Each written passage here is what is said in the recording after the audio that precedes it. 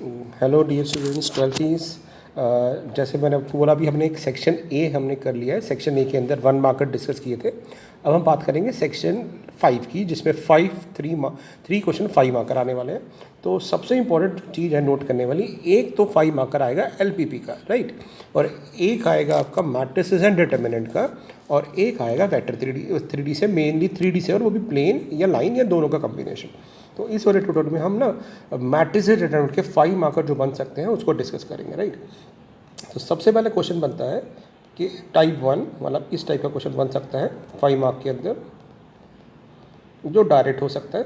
कैसे डायरेक्ट हो सकता है? मान लेते हैं कि आपको ना कोई एक ए मैट्रिक्स दे दिया जाएगा कि if A is this, if A matrix is let us से 2 1 1 1 2 1 1 1 2, then verify that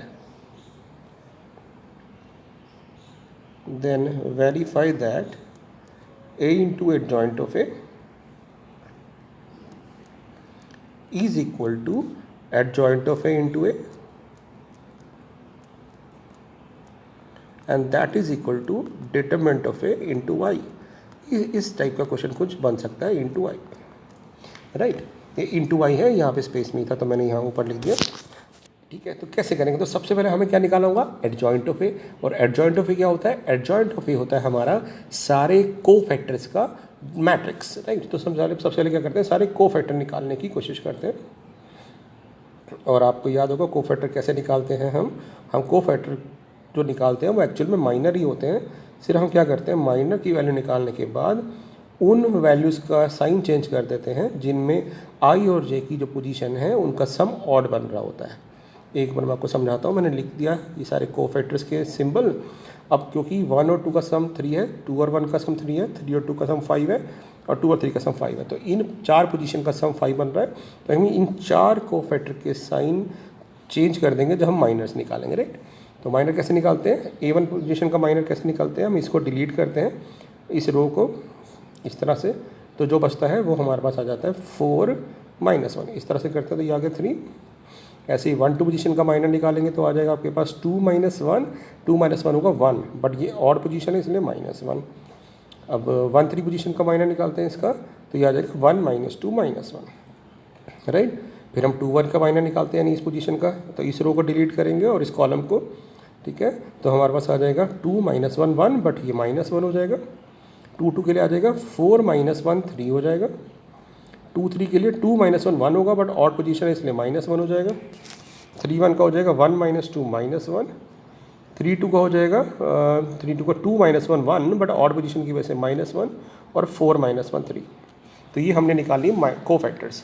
अब इनको हम एक मैट्रिक्स में पुट कर देते हैं, तो ये आ जाता है हमारा एडजॉइंट ऑफ ए।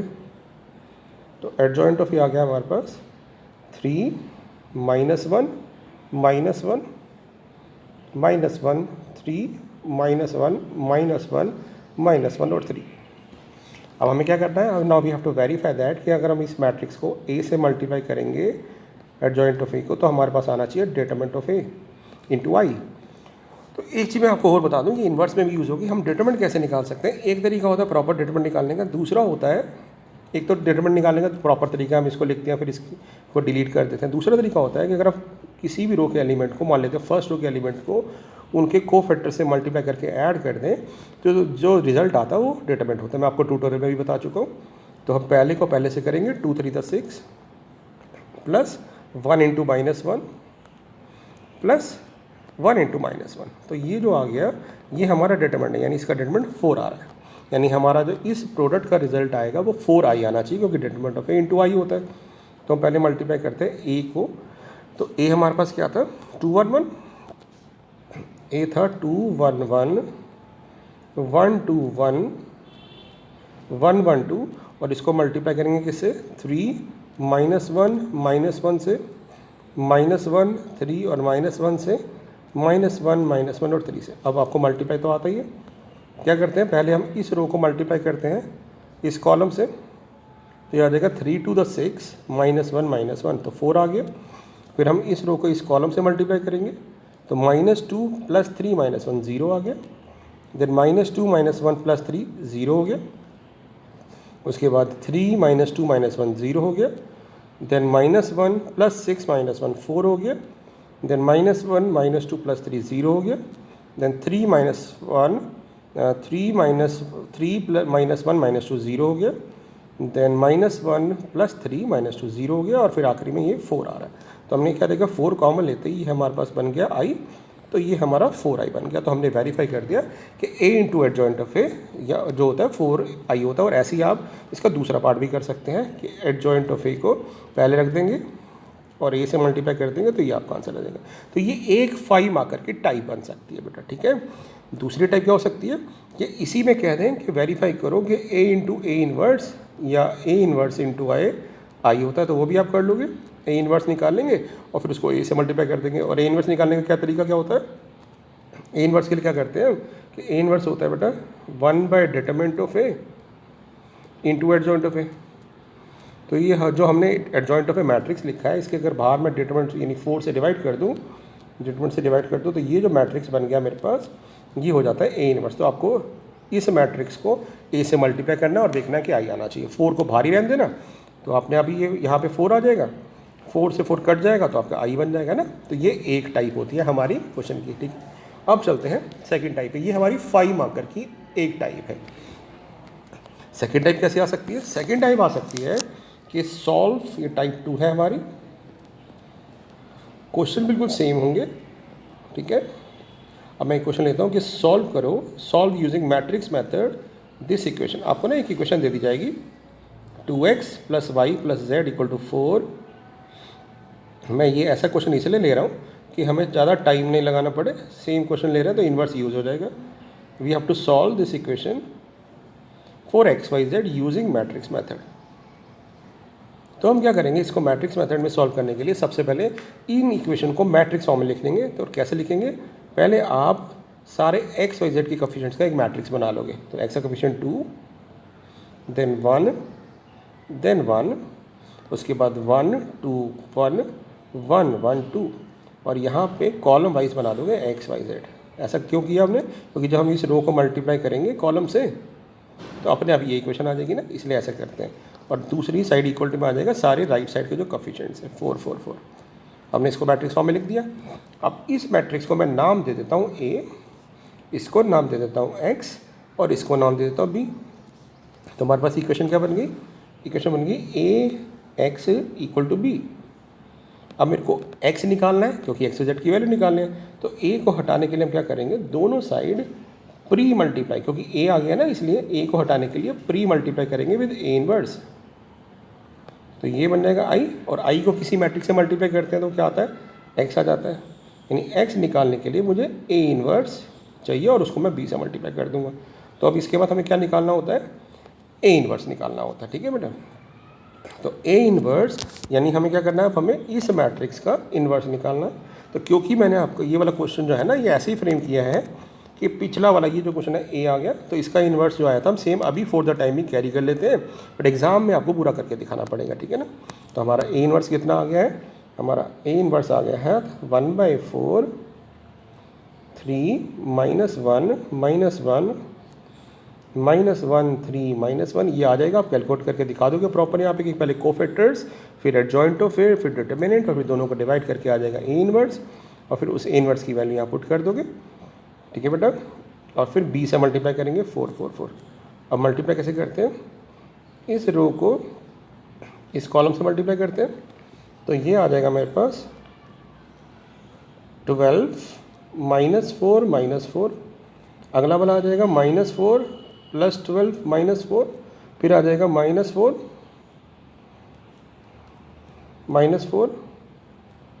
और +12। तो ये आ जाएगा मेरे पास 4 4 4, और बाहर 4 है तो वो डिवाइड हो जाएगा, तो हमारे पास आ जाएगा 1 1 1।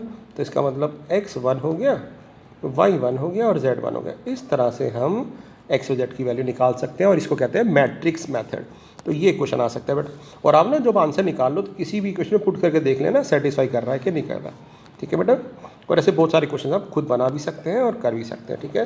तो ये हुई हमारी टाइप 2 सॉरी। अब टाइप 3 बिल्कुल सेम क्वेश्चन, टाइप 3 में बिल्कुल सेम क्वेश्चन आएगा। सिर्फ लिखने का तरीका, प्रेजेंटेशन का तरीका सिर्फ अलग दिया हुआ ताकि बच्चों को कन्फ्यूजन हो, बट होगा नहीं। अब थर्ड तरीका कैसे आ सकता है बेटा? थर्ड टाइप आपको दिया होगा कि if A is equal to 2 1 1 1 2 1 1 1 2 find A inverse. आपसे बोलेंगे पहले ए इनवर्स निकालो, तो हम ए इनवर्स निकाल चुके होंगे, ठीक है ना। और फिर एंड यूज़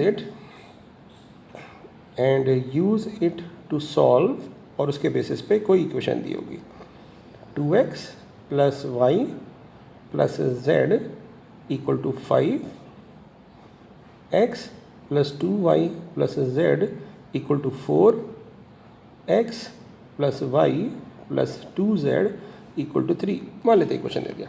तो पहले हम क्या करेंगे, इसका इन्वर्स निकालेंगे। कैसे निकालेंगे? पहले कोफैक्टर से, फिर उसके बाद एडजॉइंट ऑफ ए, फिर उसका डिटर्मिनेंट, फिर उससे इन्वर्स। बट क्योंकि मैंने फिर से सेम ए मैट्रिक्स लिया है तो इसलिए टाइम वेस्ट नहीं होगा, इसलिए हमने ए इन्वर्स निकाल लिया। ए इन्वर्स आ गया था हमारा, पहले हम सॉल्व करके दिखा देंगे भी हमारा ए इन्वर्स आ रहा है 3 -1 -1 -1 3 -1 -1 -1 3। ये हमारा ए इन्वर्स आ गया। अब क्या करेंगे? अब यहाँ तक हम छोड़ देंगे, यहाँ तक आपको 5 में से 2.5 मार्क्स मिल चुके होंगे, ठीक है ना। आपको ये डायरेक्ट नहीं लिखना है, ये आपको करके दिखाना है। इन्वर्स को फैक्टर निकाल के फिर एडजॉइंट निकाल देंगे, फिर डिटरमिनेंट से डिवाइड कर देंगे, ये इन्वर्स आ जाएगा। अब आप कहोगे कि जो गिवन सिस्टम ऑफ इक्वेशन है उनको हम कैसे लिख सकते हैं मैट्रिक्स फॉर्म में? तो 2 1 1 1 2 1 1 1 2, और यहाँ आ जाएगा x y z, और राइट साइड पे क्या हमारे कॉन्स्टेंट थे 5 4 3, ये आ जाएगा 5 4 3। अब आप नोट करोगे जो इक्वेशन से मैट्रिक्स बना है बेटा, ये वाला इक्वेशन से मैट्रिक्स जब बनेगा तो ये एक्जैक्टली इस फॉर्म में सेम बनेगा। ये जो ए है ना, ये जो मैट्रिक्स बनेगा ये वही मैट्रिक्स दिया होगा जो यहाँ ए दिया होगा, सेम एक्जैक्ट। तो आप देख रहे हो सेम है, देखो 2 1 1 1 2 1 1 1 2, तो यहाँ पर भी सेम दिया हुआ है। तो हम लिख देंगे अरे ये तो वही मैट्रिक्स है जो ऊपर दिया था ए, तो इसको ए नाम दे देते हैं, इसको एक्स और इसको बी।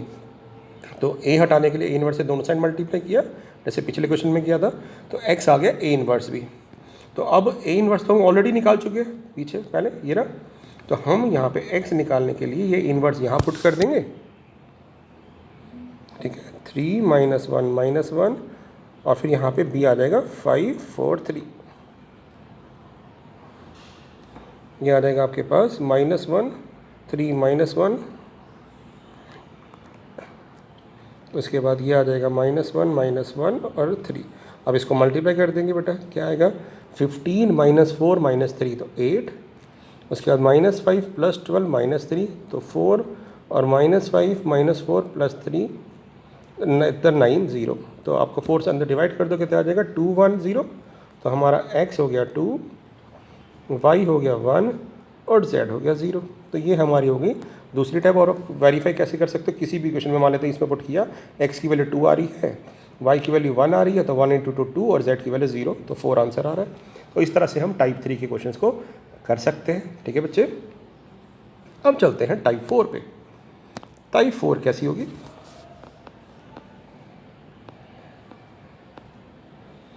मैं पहले ना टाइप 5 करवा देता हूँ आपको। टाइप 5 ज़्यादा ईजी है। आपको क्वेश्चन इस तरह दिया होगा, फाइंड दी प्रोडक्ट। आपको 2 मैट्रिक्स दिए जाएंगे और बोला जाएगा इस मैट्रिक्स का प्रोडक्ट निकालो, ठीक है। तो एक है 2 1 1 1 2 1 1 1 2, और दूसरा मैट्रिक्स मैं यहाँ से ले लेता हूँ, पिछला वाला ही 3, ऐसे ही रैंडमली ये दूसरा मैट्रिक्स मैंने ले लिया इस तरह से, ठीक है बेटा। यहाँ पे हमें ऐसे 2 मैट्रिक्स दिए जाएंगे और बोला जाएगा फाइंड द प्रोडक्ट। उसके बाद लिखा होगा एंड यूज़ इट, यानी इस प्रोडक्ट का यूज़ करके सॉल्व करना है। कोई क्वेश्चन दे दी जाएगी 2x + y + z = 4, x + 2y + z = 4, और x + y + 2z = 4, ठीक है बेटा। एक मिनट होल्ड करते हैं जरा, ओके। अब और इसके बाद इक्वेशन दी जाएगी, ठीक है। तो हम क्या करेंगे, पहले ना इस मैट्रिक्स को नाम दे देते हैं ए और इसको नाम देते हैं बी, ठीक है बच्चे। इसको नाम देते हैं ए और बी, और अब इसको ना मल्टीप्लाई करते हैं। अब मल्टीप्लाई करते हैं, एक चीज़ नोट करना आप, जब ऐसा क्वेश्चन आएगा तो हम जब मल्टीप्लाई करेंगे इसको, तो ये प्रोडक्ट हमेशा स्केलर मैट्रिक्स आएगा। स्केलर मैट्रिक्स मतलब इसमें डायगोनल सेम रहेंगे, के कोई भी के हो सकता है, बट वो नॉन ज़ीरो होगा और सब ज़ीरो आ रहे होंगे। ये आंसर आएगा ही आएगा, कन्फर्म है। ठीक है, तो एक बार देख लेना ध्यान से। तो मैं मल्टीप्लाई करता हूँ, 2 3 6 -1 तो पहली एंट्री आ रही है 4। अगर मैंने पहली एंट्री 4 सही निकाल दी ना तो मैं बाकी डायरेक्टली भी लिख सकता हूँ और ये आंसर कन्फर्म आएगा। ठीक है, अगर नहीं आ रहा तो या तो क्वेश्चन गलत है या आप गलत कर रहे हैं। तो हम पहले पार्ट में प्रूव कर देंगे भी 4i आ गया ए बी, ये पहला पार्ट हो जाएगा जिसके हमें 2 नंबर मिलेंगे। अब कह रहा है इस प्रोडक्ट का यूज़ करके इक्वेशन को सॉल्व करो। तो जब हम इक्वेशन जो दी हुई हैं उनको जब इक्वेशन को मैट्रिक्स फॉर्म में लिखेंगे 2 1 1 1 2 1 1 1 2 x y z और यहाँ है मेरे पास 4 4 4। तो आप देखोगे ये जो मैट्रिक्स है या तो ये ऊपर वाला ए बन रहा होगा ये वाला, या ये बन रहा होगा, दोनों में से कोई भी बन सकता है। तो मैंने जो क्वेश्चन फिलिंग किया उसमें ए बन रहा है तो मैं इसको नाम दे दूंगा ए, इसको एक्स और इसको इस बार सी दे दूंगा क्योंकि बी मैं ऑलरेडी किसी और मैट्रिक्स को नाम दे चुका हूँ। तो एक्स क्या हो जाएगा ए इनवर्स सी।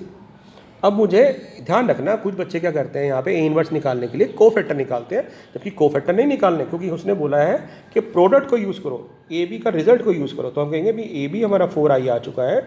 तो यहाँ पे आप ध्यान रखना कि अगर आपसे बी इनवर्स की रिक्वायरमेंट होगी तो बी इनवर्स आएगा a/4 और अगर ए इनवर्स की रिक्वायरमेंट होगी तो वो आएगा b/4 यानी दूसरा मैट्रिक्स अपॉन ये कॉन्स्टेंट।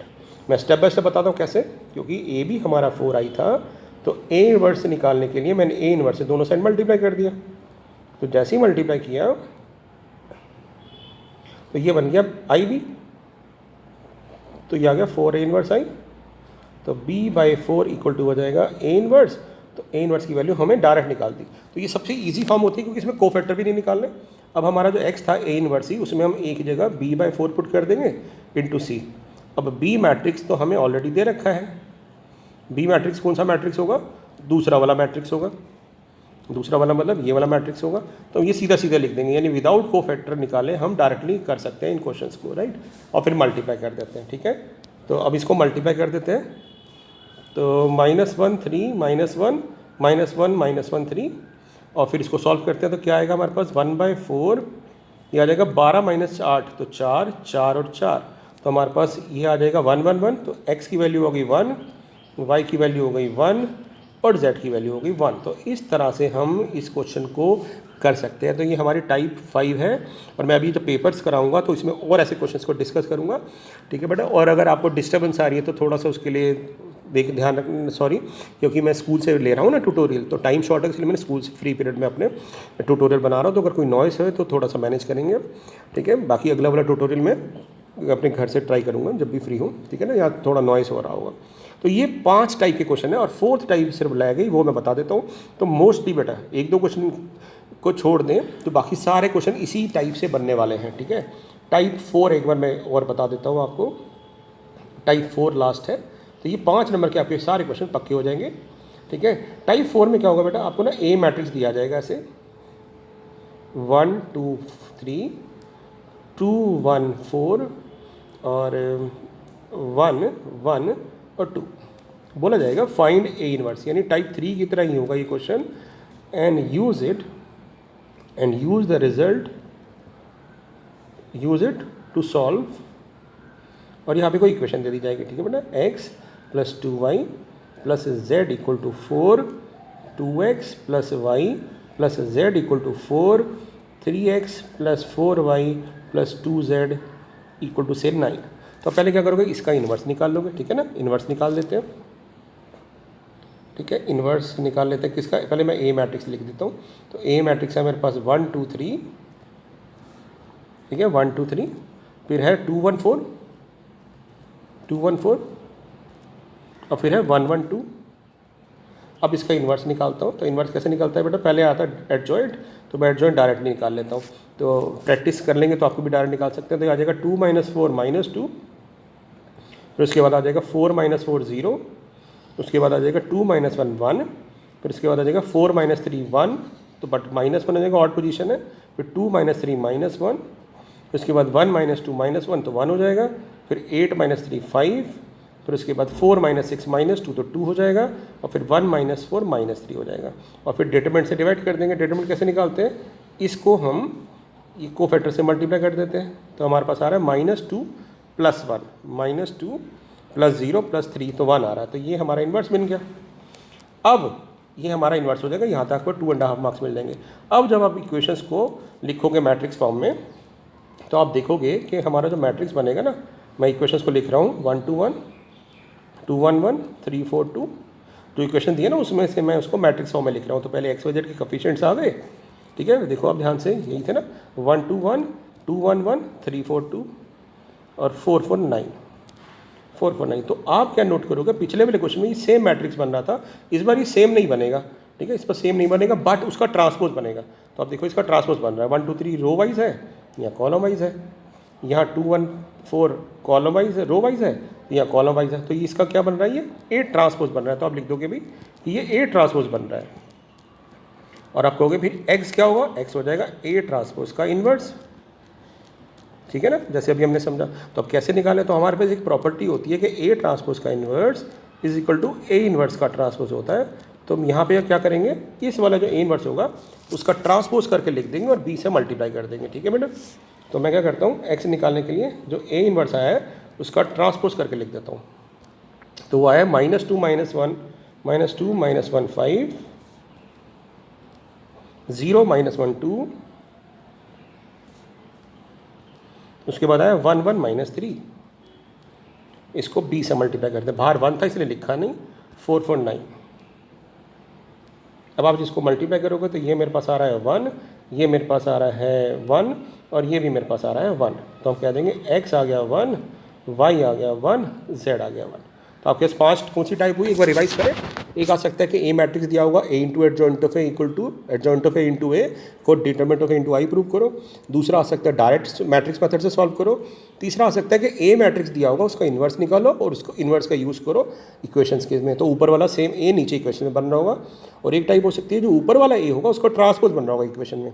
और तीसरा हो सकता है दो मैट्रिक्स का प्रोडक्ट निकाल के उसको इन्वर्स उससे इक्वेशन को सॉल्व करो, तो हमेशा क्या होगा, वो प्रोडक्ट हमेशा स्केलर मैट्रिक्स की फॉर्म में आएगा और आप ये सॉल्व कर लोगे, ठीक है। तो ये 5 क्वेश्चन मैं आपको बता रहा हूँ, मैक्सिमम पेपर में यही आने वाले हैं। तो इन 5 क्वेश्चन को, इन 5 टाइप को कवर कर लीजिए और आपके 5 नंबर पक्के हो जाएंगे मैट्रिसेस के, ठीक है बेटा। Thank you.